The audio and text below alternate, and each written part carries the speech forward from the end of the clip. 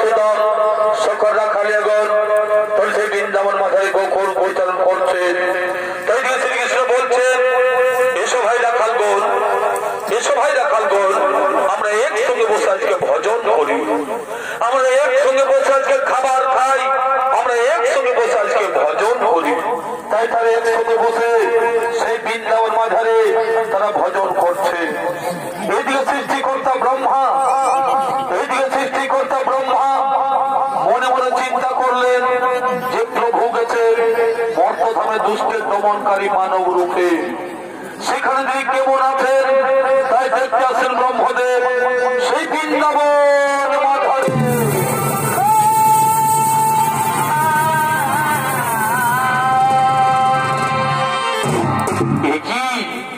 একই সেই প্রভু নারায়ণ, একই সেই প্রভু নারায়ণ আজ বৃন্দাবনে এসে গোচরণ করছে, একসাথে গোপালের সাথে খাবার খাচ্ছে। না না না, দেখে আমার সন্দেহ আসছে। যদি তাই হয়ে থাকে তাহলে এই সুযোগ আমি রাখাল বালক সহ সমস্ত গরু বাছুরকে হরণ করে ওই পর্বতের গুহায় লুকিয়ে রাখবো। আমি সকলকে হরণ করে পর্বতের গুহায় লুকিয়ে রাখবো। আমি জানবো কে সেই চূড়াধারী রাখাল, আমি জানবো কে সেই চূড়া রাখাল, আমি জানবো কে সেই চূড়াধারী রাখাল। তাই দিয়ে শ্রীকৃষ্ণ বলছেন, ওরে ভাই রাখালগণ, ওরে ভাই রাখালগণ, তোমরা ভালোভাবে করো গাভীদের গোচারণ, আমি এক্ষুনি ফিরে আসি, আমি এক্ষুনি ফিরে আসি।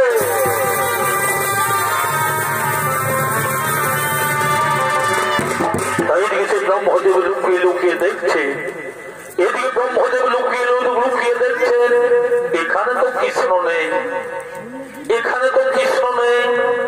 এই সুযোগে আমি রাখাল বালক সহ সমস্ত গরু বাছুরকে হরণ করে ওই পর্বতের গুহায় লুকিয়ে রাখবো। আমি সকলকে চুরি করে পর্বতের গুহায় লুকিয়ে রাখবো। দেখি ভগবান শ্রীকৃষ্ণ আমায় কি করতে পারে। আমি সকলকে পর্বতের গুহায় লুকিয়ে রাখবো। দেখি দেখি ভগবান শ্রীকৃষ্ণ কি করতে পারে, দেখি ভগবান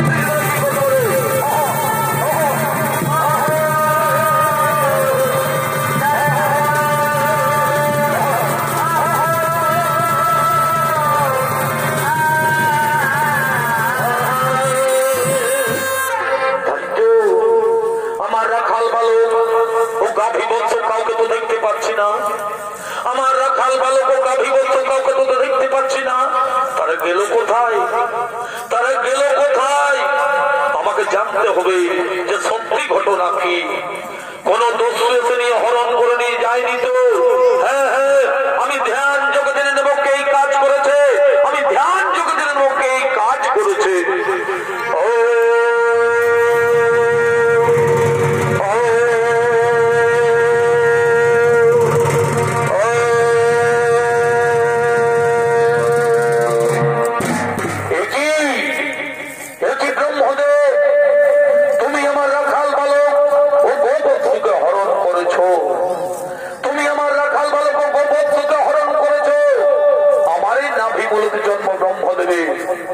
আমার এই নাভি মূলতে জন্ম ব্রহ্মদেবের, তার কত ক্ষমতা।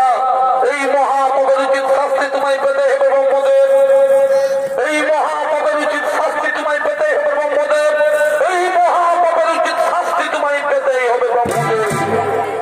তাই সেই ব্রহ্মদেবকে শাস্তি দেওয়ার জন্য, এদিকে ব্রহ্মদেবকে শাস্তি দেওয়ার জন্য অনাদিকাদি প্রভু নারায়ণ তিনি আরেক নকল ব্রহ্মা সৃষ্টি করলেন। তিনি আরেক নকল ব্রহ্মা সৃষ্টি করে তাকে ব্রহ্মার আসনে বসিয়ে দিচ্ছে। তাই এদিকে নকল ব্রহ্মা ও তার রক্ষীগণ আসছে সেই ব্রহ্মলোকের দিকে।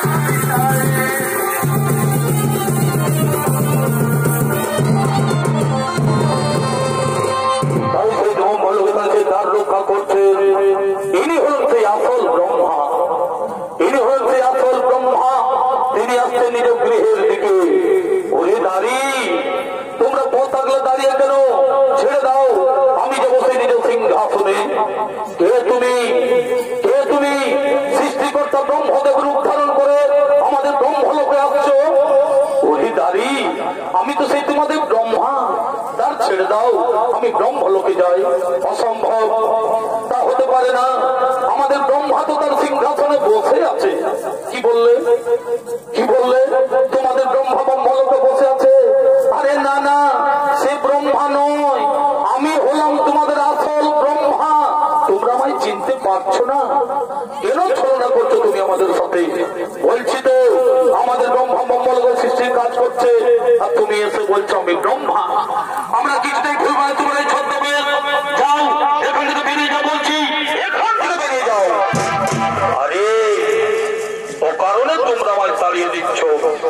যাও জিজ্ঞাসা করেছো যে তোমাদের আসল ব্রহ্মাকে। ঠিক আছে, আমরা জিজ্ঞাসা করে আসছি। ব্রহ্মদেব তোমারই ভেদ ধারণ করেছে, বলছে আমি ব্রহ্মা, তাকে কি ভেতরে আসতে বলবো?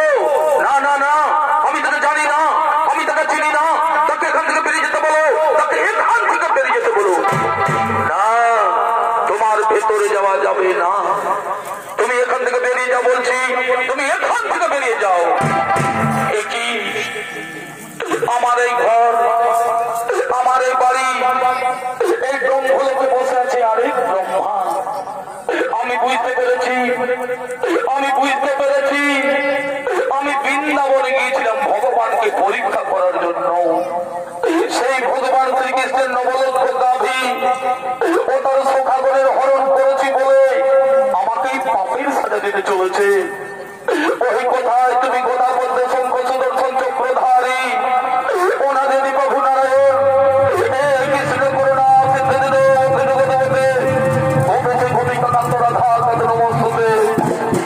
দয়াময় হরি, তুমি যেভাবে সকলের উদ্ধার করো প্রভু, সেইভাবে ব্রহ্মলোকে আমার উদ্ধার করো প্রভু। এই ব্রহ্মলোকে আমার উদ্ধার করো প্রভু।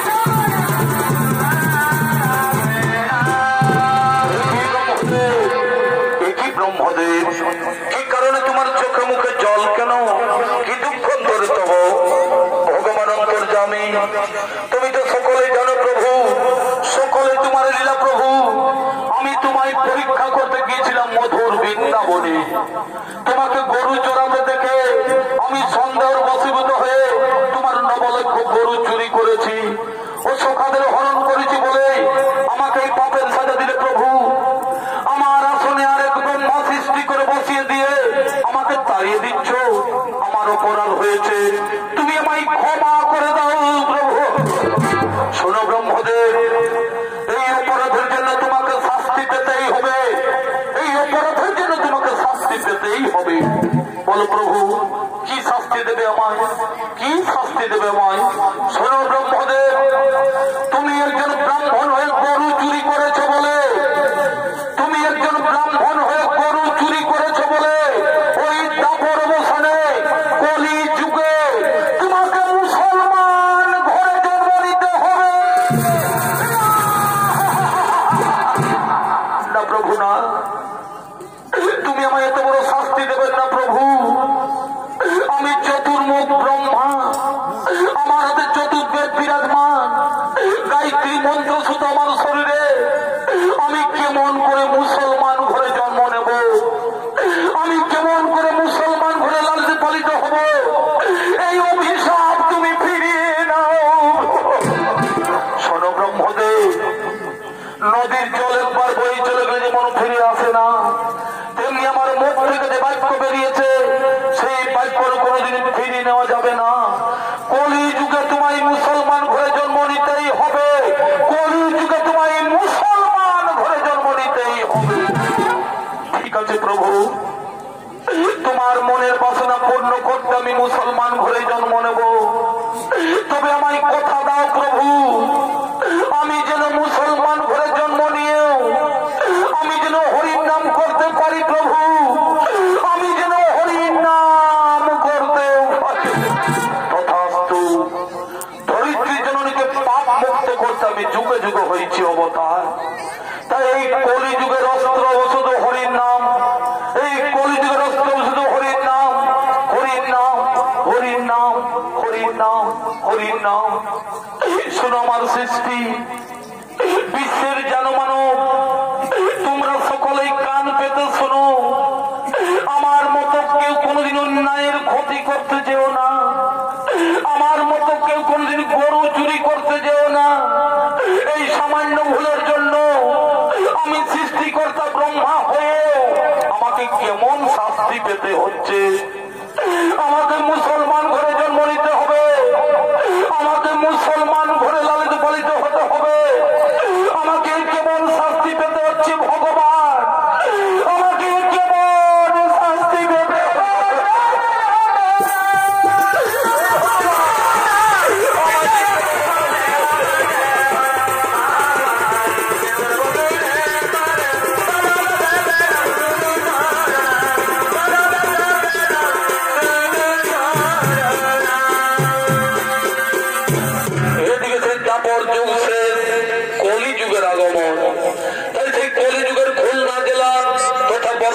বাংলাদেশে অবস্থিত।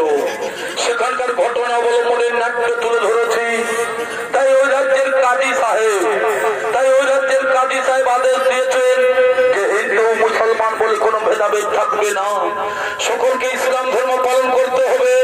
তাই তার দুই অনুচর আসছেন সেই রাজ্য পরিভ্রমণে।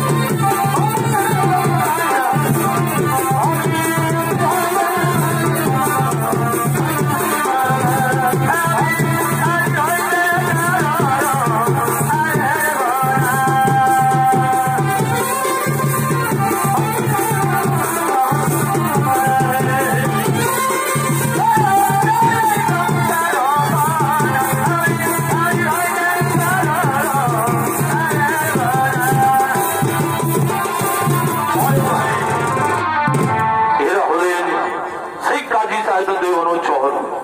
একজনের নাম নিজামুদ্দিন, আরেকজন নাম হযরত।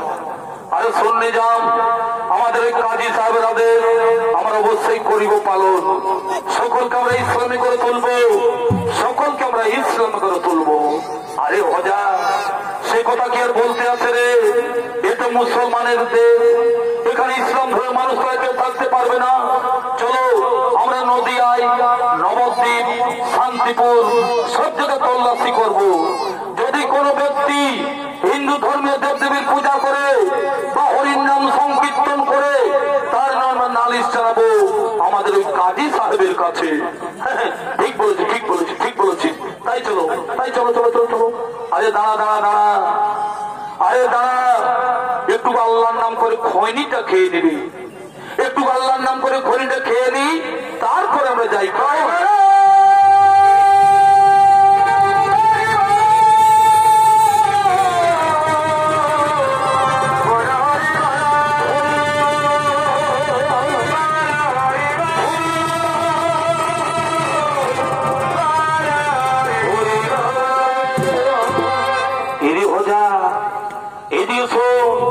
এদিক কে যেন একটা হরির নাম করছে রে, এদিক কে যেন একটা হরির নাম করছে।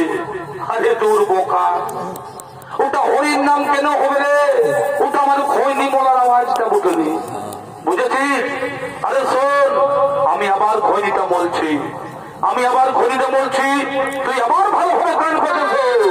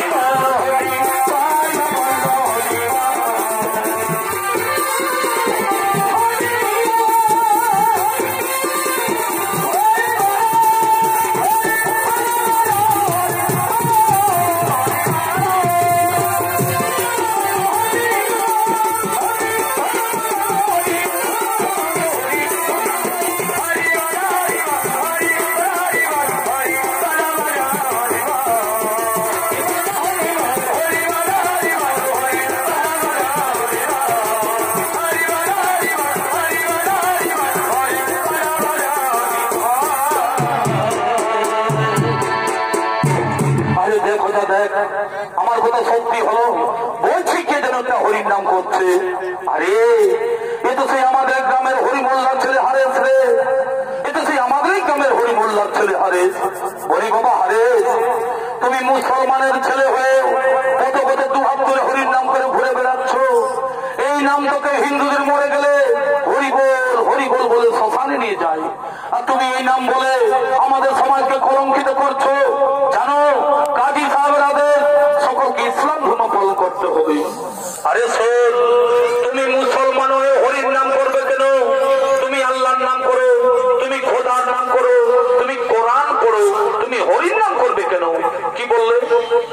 কি বললে? আমি হরির নাম বন্ধ করে আল্লাহর নাম করব কেন? আল্লাহর হরি কি আলাদা আলাদা? তা কখনো হতে পারে না।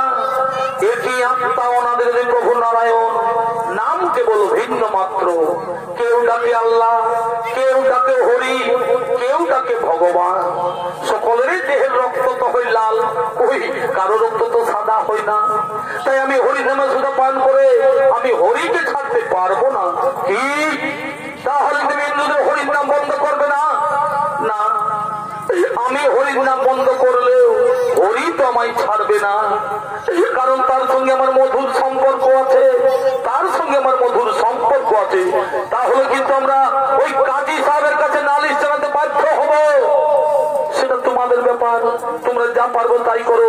আরে চল নিজাম, আমরা এক্ষুনি কাজী সাহেবের দরবারে এই হরিবোল করার অপরাধে হরিবোল্লার ছেলে হারের নামে আমরা অভিযোগ দায়ী করবো। হ্যাঁ চলো, আমরা অভিযোগ দায়ী করবো।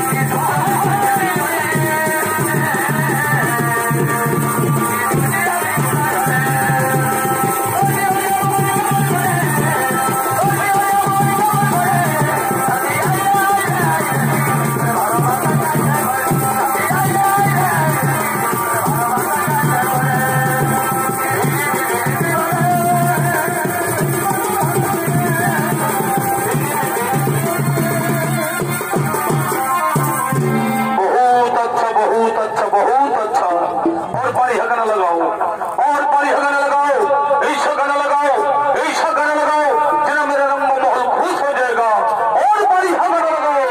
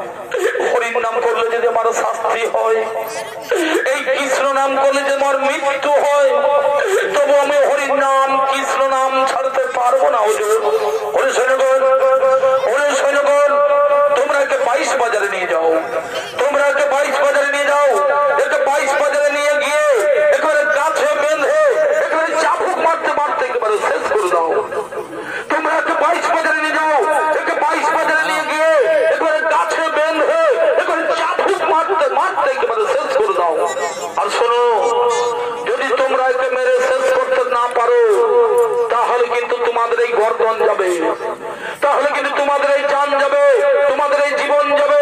এই আমার শেষ কথা, আমি চললাম। যাও থেকে 22 বাজারে নিয়ে যাও, আর একেবারে মারতে মারতে একেবারে শেষ করে দাও। যাও থেকে 22 বাজারে নিয়ে যাও।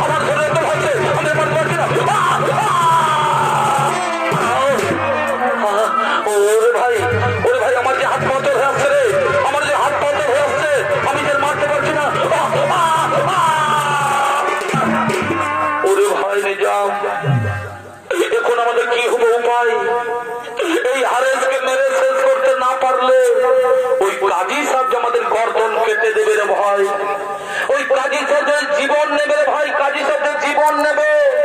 ও তার জন্য তোমাদের কোনো চিন্তা করতে হবে না, ওই কাজী সাহেবের কাছে তোমাদের প্রাণ দিতে হবে না। আমি তোমাদের মরতে দেব না, আমি তোমাদের মরতে দেব না। আমি এই যোগময় এই ক্ষণিক্ষণের জন্য শেষ নিঃশ্বাস ত্যাগ করবো। তবে আমার একটাই অনুরোধ, আমার মৃতদেহকে আগুনেও পোড়াবে না আর কব্বরেও দেবে না। তাহলে আমরা কি করব? ওই শুধুমাত্র কাজী সাহেবকে দেখানোর জন্য, তোমাদের জীবন বাঁচানোর জন্য আমি এই প্রাণ ত্যাগ করবো। আর নবাব দরবারে সকলকে দেখিয়ে দেবে, তারপর আমার মৃতদেহকে গঙ্গার জলে ভাসিয়ে দেবে। ঠিক আছে ঠিক আছে ঠিক আছে, আমরা তাই করবো। তোমার মৃতদেহকে আমরা নিয়ে যাবো রাজসভায়, ওই রাজসভায় দেখিয়ে তারপর তোমার কথা মতো আমরা আগুনেও পোড়াবো না আর কব্বরেও দেবো না, তোমার কথা মতো আমরা গঙ্গার জলে ভাসিয়ে দেবো। কৃষ্ণ করুণা সিন্ধু দিন বন্ধু জগৎপতে, কৃষ্ণ করুণা সিন্ধু দিন বন্ধু জগৎপতে, কত সে কপিকে কাঞ্চন রাধা কাঞ্চন বস্তুতে, দয়াময় হরি কোথায় তুমি ভগবান, তোমায় আমি ডাকি বারবার। এই খনি খনি তোমায় করলাম জীবন ভগবান, কোথায় তুমি ভগবান, কোথায় ভগবান।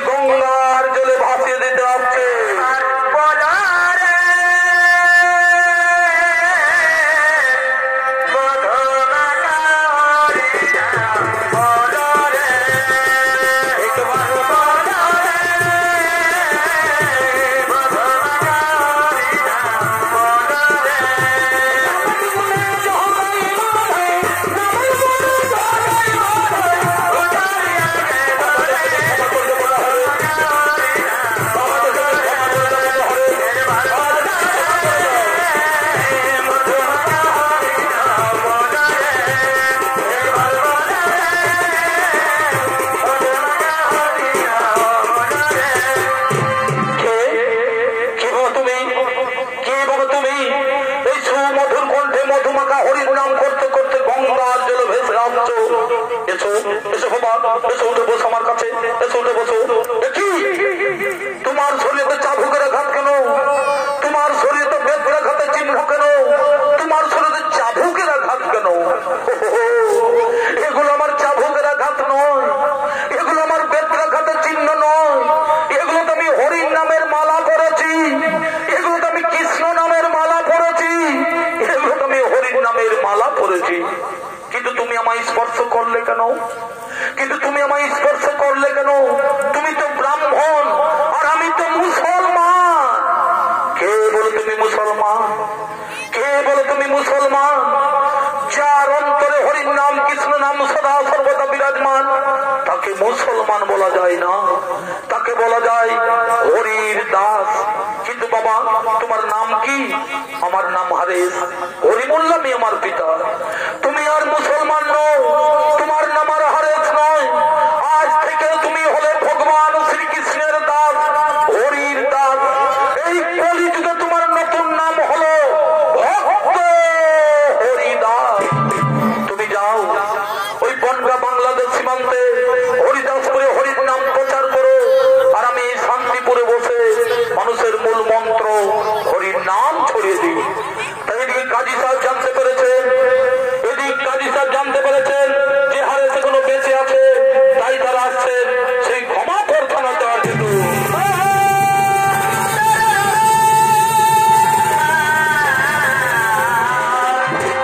আমাদের তুমি ক্ষমা করে দাও বাবা হারেস, আমাদের তুমি ক্ষমা করে দাও। না জেনে না বুঝে তোমার উপর আমরা অনেক অন্যায় অত্যাচার করেছি, অনেক অন্যায় অত্যাচার করেছি। না না না না না, এ কথা বলে আমায় পাপের ভাগিদার করবেন না। আমি ক্ষমা করার কে? আমি ক্ষমা করার কে? যিনি ক্ষমা করবেন তিনি হলেন একমাত্র ঈশ্বর, ভগবান, আল্লাহ, খোদা। তাদের কাছে ক্ষমা ভিক্ষা চেয়ে নাও। এ তো আমার পূর্ব জন্মের কর্মফল, এ তো আমার পূর্ব জন্মের কর্মফল, এ তো আমার পূর্ব জন্মের কর্মফল। আরে তোমার অন্তরে যে তো কৃষ্ণ প্রেম গাথা আছে তা আমি আদৌ জানি না। তাই আমি ঘোষণা করে বলছি, আজ হতে সারা পুরুর গ্রাম তথা সারা দেশে সকল হিন্দু ভাইরা হরির নাম করো, কৃষ্ণ নাম করো। তাই দিগত তুমি বলছেন, শোনো কাজী সাহেব, এক বিন্দু দুটি কসম হিন্দু আর মুসলমান, এক বিন্দু দুটি কসম হিন্দু আর মুসলমান। ওনা যদি প্রভু নারায়ণ নিরঞ্জনের সৃষ্টি, এক আত্মা এক প্রাণ, ভিন্ন মাত্র কেবল না। কেউ ডাকে আল্লাহ, কেউ ডাকে হরি, কেউ ডাকে ভগবান। এই হারে মুসলমান ঘরে জন্ম নিয়েও হরিকে ভালোবেসে ফেলেছে বলে হরির দাস হয়ে আছে। তুমিও ভালোভাবে আল্লাহর নাম করো, দেখো তুমিও আল্লাহর দাস হয়ে থাকবে। এই হারে মুসলমান ঘরে জন্ম নিয়েও হারে সার, এই মুসলমান ঘরে জন্ম নিয়েও হারে সার হিন্দু ধর্মের হরির নাম বিতরণ করে হিন্দু ধর্মকে সার্থক করেছে। তাই আমি তাকে